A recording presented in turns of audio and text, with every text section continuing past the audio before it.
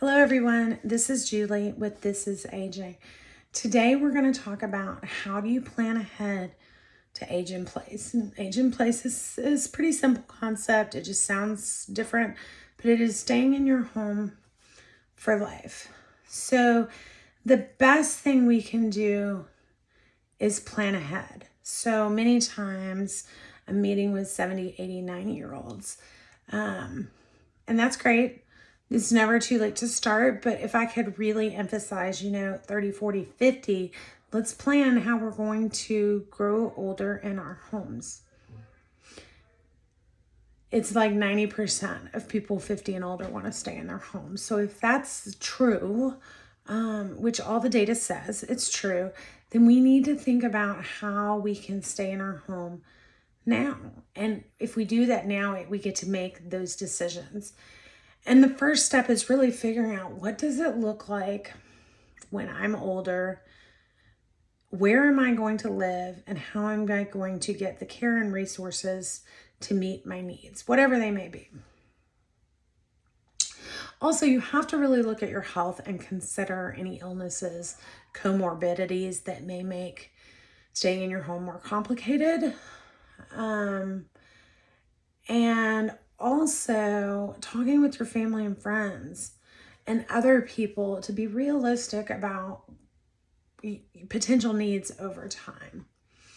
Then the second thing is looking for support as people stay in their homes. So where do you live, and what are the resources now that are available for people that are staying in their home that might need some help? The reality is insurance doesn't really cover personal care. And so that means like in-home services such as meal prep, housekeeping. Medicare does not cover that. They covered skilled care, which is short-term and temporary, and is things like physical therapy, occupational therapy in your home. So there is not funding for that, unless you're low income, and then there are some programs through Medicaid.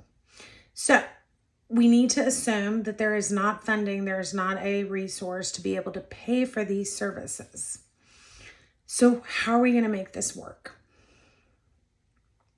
Personal care is like care with your activities of daily living, bathing, dressing, eating, toileting.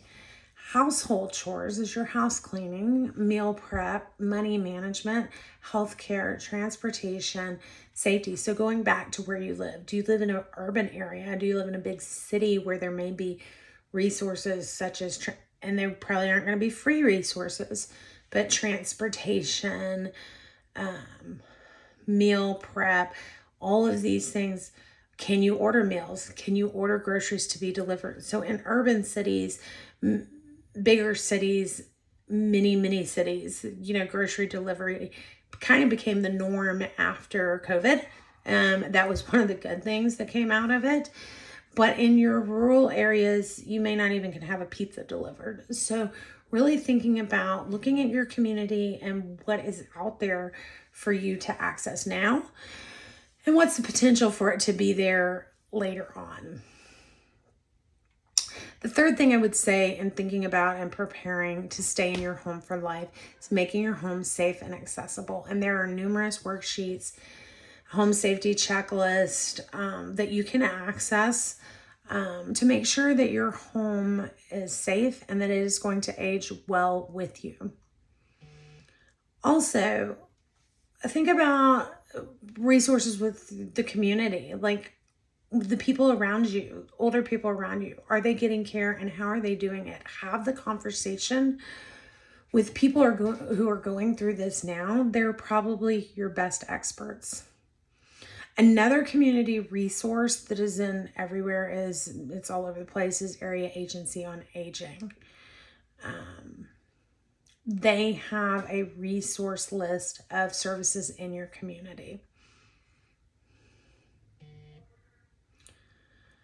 So when you talk about funding, this is, finances are a big part of staying in your home. So You need to plan on using personal funds to do that, which may be savings, a pension, income from investments, or proceeds from a sale of a home.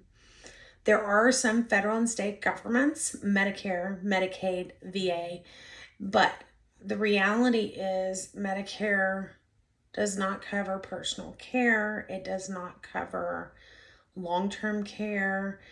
It does not cover many, many things. And so a lot of times when I talk to people, they were expecting that Medicare was going to cover their need if they needed to go into long-term care or care at home.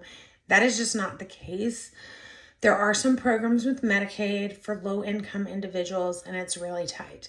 So really people on very low income, I think the last time I checked, Medicaid in Texas, Medicaid health coverage, you had to make no more than $700 a month to cover that, to be eligible. And just many people don't. I mean, if you make $705, you are not going to be eligible for Medicaid. The on average long-term care cost in a facility, so a nursing home, is on average $100,000 a year. So if you had $100,000 a year, if you had it, would you want to spend it on long-term care in a nursing home? Probably not.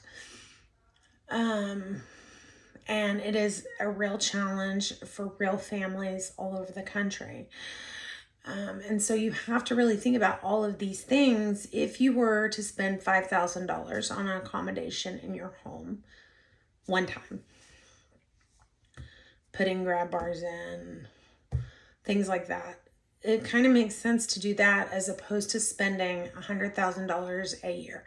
The other thing is some people have long-term care insurance. It is very costly, but it is because long-term care is costly. Like I said, $100,000 a year. So those are some options that you can look into. Private financing. So this is long-term care insurance, some life insurance policies, and annuities and trusts. What I try to stress and encourage is planning now in your 30s, 40s, 50s, while many of you are working, is the best time to plan and be financially prepared. I think staying in your home is not impossible, but you need to be prepared because it does cost money. And you do have to have a living arrangement that is safe, and community supports are absolutely crucial. And I think, the other question is, when do I have to leave my home? I think that, staying in your home is limited by creativity and financial resources and community support. So not having those three things can really impact your ability to stay at home. I hope this has been informative, helpful. Excuse me. This is Julie with This Is Aging.